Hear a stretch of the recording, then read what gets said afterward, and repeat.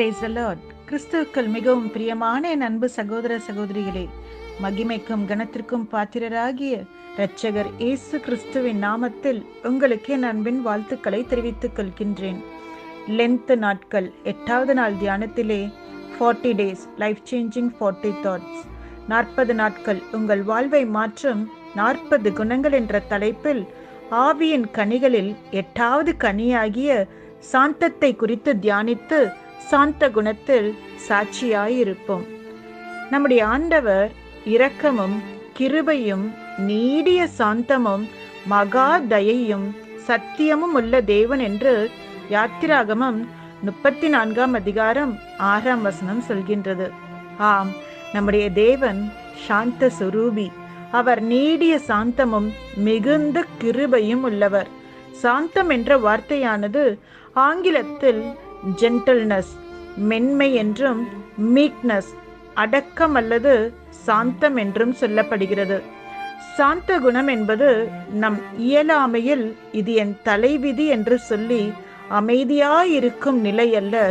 மாறாக நமக்கு சாதகமான சூழ்நிலையானாலும் பாதகமான சூழ்நிலையானாலும் தேவன் மீது நம்பிக்கை வைத்து அவரது சித்தத்திற்கு நம்மை அர்ப்பணித்து நம் சுய விருப்பு வெறுப்புகளுக்கு அப்பாற்பட்டு மற்றவர்களிடம் மென்மையாக நடந்து கொள்ளும் ஒரு உள்ளான குணம் என்று சொல்லலாம். சாந்த குணத்தின் ஆசீர்வாதங்கள் எண்ணற்றவை மட்டுமல்ல, அது நித்தியமானவை. சாந்த குணம் மனிதராலும் ஆண்டவராலும் விரும்பப்படுகின்ற ஒரு உத்தமமான சுபாவமாகும். ஆவியின் 9 கனிகளிலே சாந்தம் என்கின்ற கனி மிக சுவையுள்ளதாய் விளங்குகின்றது. குடும்பத்தில் ஒருவர் சாந்த குணமுடையவர்களாய் இருப்பார்கள் என்றால் முழு குடும்பமும் ஆசீர்வாதங்களை அனுபவிக்கும். அப்ப குடும்பத்தில் இருக்கிற எல்லாருமே சாந்த குணம் உடையவர்களாய் இருப்பார்கள் என்றால் அந்த வீடு குட்டி பரலோகமாய் இருக்கும் என்பதில் சந்தேகமே இல்லை. சாந்த குணம் உள்ளவர்களுக்கு வரும் ஆசீர்வாதங்கள் என்னென்ன தெரியுமா? முதலாவதாக சங்கீதம் 22-26ஆம் வசனம் சொல்கிறது, சாந்த குணம் உள்ளவர்கள் புசித்து திருப்தி அடைவார்கள். இரண்டாவதாக சங்கீதம் 25:9ஆம் வசனம் சொல்கிறது, சாந்த குணம் உள்ளவர்களை கர்த்தர் நியாயத்திலே நடத்தி அவர்களுக்கு தமது வழியை போதிக்கின்றார். மூன்றாவதாக சங்கீதம் 37ஆம் அதிகாரம் 11ஆம் வசனம் சொல்கிறது, சாந்த குணம் உள்ளவர்கள் பூமியை சுதந்தரித்து மிகுந்த சமாதானத்தினால் மனமகிழ்ச்சியாயிருப்பார்களாம். நான்காவதாக சங்கீதம் 147:6 சொல்கிறது, கர்த்தர் சாந்த குணம் உள்ளவர்களை உயர்த்துவாராம். ஐந்தாவதாக சாந்த குணம் உள்ளவர்களை இரட்சிப்பினால் அலங்கரிப்பார் என்று சங்கீதம் 149ஆம் அதிகாரம் 4ஆம் வசனம் சொல்கின்றது. எனக்கு அன்பானவர்களே, இன்றைக்கு பலர் பியூட்டி பார்லர்களுக்கு சென்று தங்களை அலங்கரித்துக் கொள்கிறார்கள். தங்களை அலங்கரித்துக் கொள்கிறதற்கென பல்லாயிரக்கணக்கான பணத்தை செலவு செய்கிறார்கள். அலங்கார பொருட்களை மக்கள் பெரிதும் விரும்புகிறதால் உலகமும் அலங்கார பொருட்களை தயாரித்து விளம்பரப்படுத்துகிறார்கள். இந்த அலங்கார பொருட்களால் நம்முடைய முகம் அழகாக தெரியுமா என்று எனக்கு தெரியவில்லை. ஆனால் வேதம் சொல்கிறது, சங்கீதம் 149ஆம் அதிகாரம் 9ஆம் வசனத்தில், சாந்த குணம் உள்ளவர்களை கர்த்தர் இரட்சிப்பினால் அலங்கரிக்கிறாராம். அப்போஸ்தலனாகிய பேதுரு எழுதுகிறார், 1 பேதுரு 3ஆம் அதிகாரம் 2-5 வசனங்களில், மயிரை பின்னி பொன்னாபரணங்களை அணிந்து உயர்ந்த வஸ்திரங்களை உடுத்திக் கொள்ளுதலாகிய புறம்பான அலங்கரிப்பு உங்களுக்கு அலங்காரமாயிராமல் அழியாத அலங்கரிப்பாயிருக்கிற சாந்தமும் அமைதலும் உள்ள ஆவியாகிய இருதயத்தில் மறைந்திருக்கிற குணமே உங்களுக்கு அலங்காரமாயிருக்க கடவது.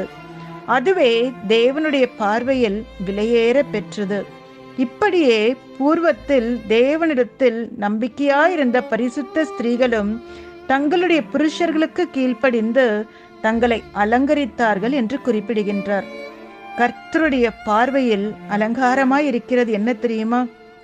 கலாத்தியர் 5:22-23 சொல்லப்பட்டபடி இருதயத்தில் மறைந்திருக்கிற சாந்தமும் அமைதலும் உள்ள ஆவியே. மேலும் சங்கீதம் 96:9 சொல்கிறது, பரிசுத்தம் கர்த்தர் விரும்புகின்ற அலங்காரமாயிருக்கின்றது.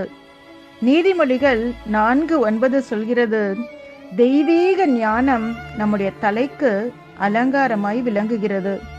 மேலும் ஏசாயா 52:1, ஏசாயா 61:10 சொல்கிறது, இரட்சிப்பின் வஸ்திரம், துதியின் ஆடை, நீதியின் சால்வை போன்றவைகளெல்லாம் கர்த்தருடைய பார்வையிலே அலங்காரமான வஸ்திரங்களாக காணப்படுகின்றன. இவைகளே நம்மை அருமையாய் அலங்கரிக்கின்றன. என கண்பானவர்களே, தேவன் சாந்த குணம் உள்ளவர்களை அலங்கரிக்கின்றவராயிருக்கின்றார். தேவன் சாந்தத்தை மிகவும் விரும்புகின்ற ஒரு தேவனாக இருக்கின்றார். பழைய ஏற்பாட்டு பரிசுத்தவான்களிலே மோசேயை நாம் சாந்த குணம் உடையவராக காண்கின்றோம். மோசே பூமியில் உள்ள சகல மனிதரிலும் மிகுந்த சாந்த குணம் உள்ளவராய் இருந்தார் என்று சொல்லி என்னாகமம் 12:3 சொல்கிறது. அவருடைய சாந்த குணத்திற்கு பல முறை சோதனைகள் வந்தது. ஒரு முறை மிரியாமும் ஆரோனும் மோசேக்கு விரோதமாய் எழும்பினார்கள். மோசே விவாகம் செய்திருந்த எத்தியோப்பிய ஸ்திரீயின் நிமித்தம் முறுமுறுத்தார்கள். மோசேயோடுதான் தேவன் பேசுவாரா என்று பேசினார்கள். மோசேதான் பெரியவரா, எங்களிடம் தேவன் பேசினது இல்லையா என்று பழித்து பேசினார்கள். பொறாமை கொண்டார்கள். பதிலுக்கு மோசே ஏதாவது பேசினாரா? இல்லவே இல்லை. கர்த்தர் கோபம் கொண்டு மிரியாமை தண்டித்த போது கூட அதில் அவர் சந்தோஷப்பட்டாரா? இல்லை. மிரியாமுக்காக வேண்டுதல் செய்து அவளுக்கு வந்த குஷ்டரோகத்தை நீக்கும்படி மன்றாடினார். சாந்த குணத்துக்கு மோசே நல்ல ஒரு உதாரணமாய் விளங்கினார். புதிய ஏற்பாட்டிலே இயேசு கிறிஸ்து சாந்த குணத்திற்கு நல்ல ஒரு முன்மாதிரி. இயேசு கிறிஸ்துவின் சாந்த குணம் நம்முடைய உள்ளத்தை வெகுவாய் தொடுகிறதா இருக்கின்றது. மத்தேயு 11:29 சொல்கிறார், நான் சாந்தமும் மனத்தாழ்மையுமாயிருக்கிறேன்.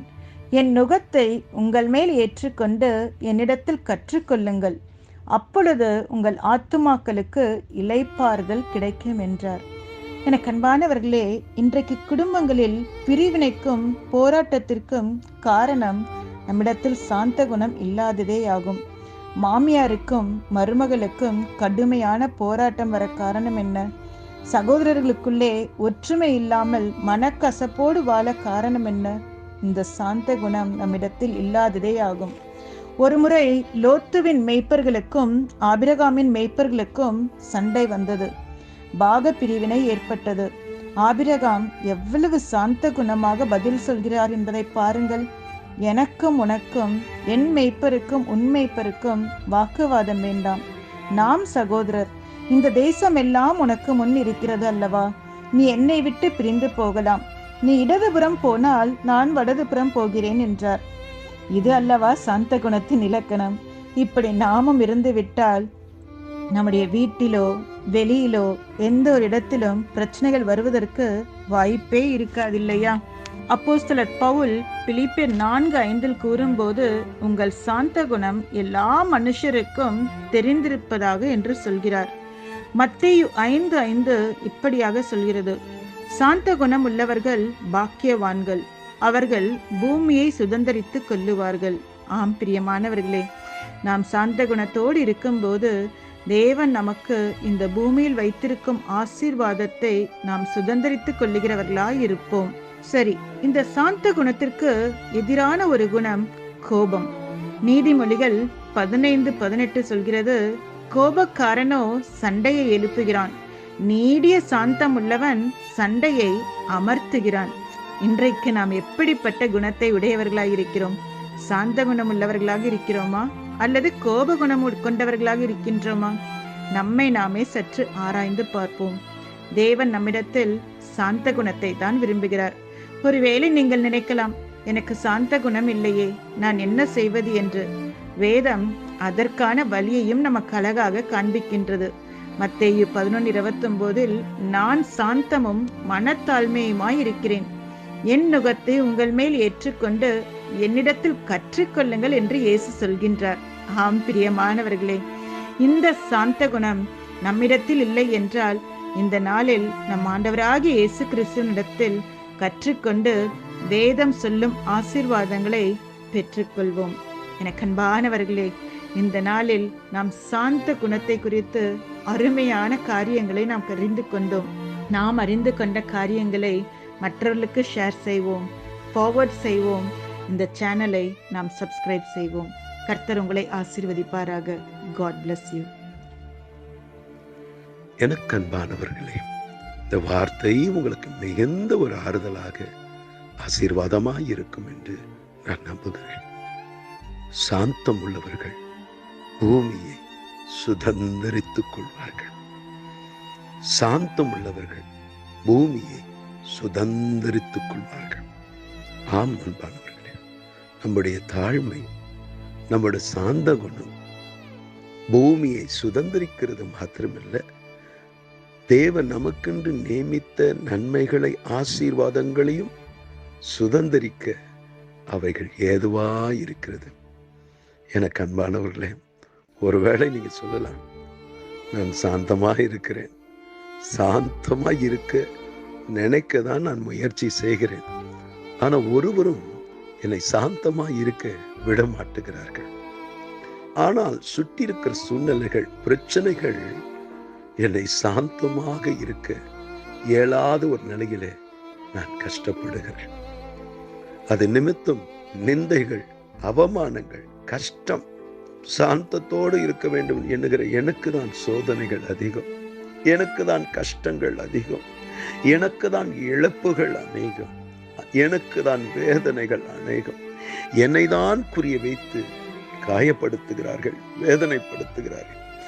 எவ்வளவுதான் நான் பொறுமையாக விட்டு கொடுத்தாலும் என் வாழ்க்கையில கஷ்டங்கள், வேதனைகள் தான் மிஞ்சி இருக்கிறது. எவ்வளவு நாள் இப்படி கஷ்டப்பட வேண்டும்? என்னுடைய அதிகாரி, அவருடைய வாயின் வார்த்தைகள் என்னை அதிகமாக வேதனைப்படுத்துகிறது. கூட இருக்கிற வேலை செய்கிற மக்களும் என்னை காயப்படுத்துகிறார்கள். சுற்றி இருக்கிற அன்பானவர்களும் என்னை புரிந்து கொள்ளாமல் என்னை வேதனைப்படுத்துகிறார்கள். கண்ணீரும் சஞ்சலமே என் வாழ்க்கையாக இருக்கிறது என்று கலக்கத்தோடு இருக்கிறீர்களா? சகலத்தையும் ஆராய்ந்து அறிகிற தேவன் சொல்லுகிற நிச்சய முடிவு உண்டு. உங்கள் நம்பிக்கை வீண் போகாது. உங்கள் பலவீனத்திலே அவர் பலன் பரிபூர்ணமா விளங்கும். நாம் பலவீனம் உள்ளவர்கள் என்று தேவன் அறிவார். நாம் குறை உள்ளவர்கள் என்று ஆண்டவர் அறிவார். பல காரியங்களை எண்ணி, சின்ன சின்ன காரியங்களை எண்ணி சோர்ந்து போகிறோம். நாம் எடுத்த தீர்மானத்திலே தளர்ந்து போகிறோம், உடைந்து போகிறோம் என்று ஆண்டவர் அறிவார். ஆனாலும் அவருடைய கிருபை பெரியது. அவர் நம்மேல் வைத்திருக்க அன்பு பெரியது. அவர் நம்மேல் வைத்த இரக்கம் பெரியது. அவர் நம்முடைய மேய்ப்பரா இருக்க ஒப்பு கொடுக்கும் போது அவர் நம்மை செமையான பாதையில நடத்துவார். காரிருள் மேகம் அகன்றி போகிறது போல ஒன்று பின் ஒன்றாக தேவன் அகற்றி போடுவார், மாற்றி போடுவார். உங்கள் வாழ்க்கை விட்டு நிரந்தரமாக நீக்கி போடுவார். நாம் ஜெபம் செய்வோமா? கண்களை மூடி நாம் ஜெபம் செய்வோம். அன்பும் இரக்கமுள்ள நல்ல தகப்பனே, இந்த வார்த்தைகளை கண்ணீரோடு கேட்ட ஒவ்வொருத்தரையும் கருத்தை வைக்கிறேன். மனதில் பலவிதமான கவலைகள், எவ்வளவுதான் பொறுமையோடு இருந்தாலும், எவ்வளவாக தாழ்மையாக இருந்தாலும் என்னை தான் தலையில கொட்டி கொட்டி என்னை காயப்படுத்துகிறார். ஆண்டவருக்கு பிரியமான வாழ்க்கை வாழணும், அதுவும் வாழ முடியல. எல்லாருக்கும் முன்பாக நிந்தையான ஒரு நபராக நான் வாழ்ந்துட்டு இருக்கிறேன் என்று எண்ணி கலங்கி கொண்டிருக்கு.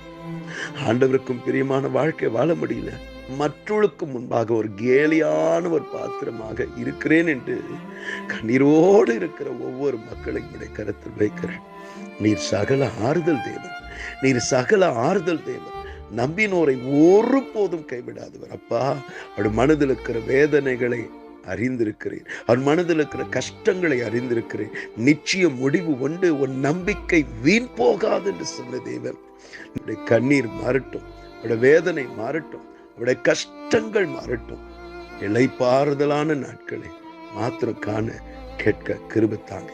எந்தெந்த காரியங்களை குறித்து அவர்கள் வேதனையோட கஷ்டத்தோடு இருக்கிறார்களோ அந்தந்த சூழ்நிலைகள், அந்தந்த பிரச்சனைகள் எல்லாமே மாறி போகட்டும். நன்மையான நாட்களை காண கேட்க கிருபை தாங்கப்பா. பெரிய காரியங்களை செய்யுங்க. ஆமென். ஆமென்.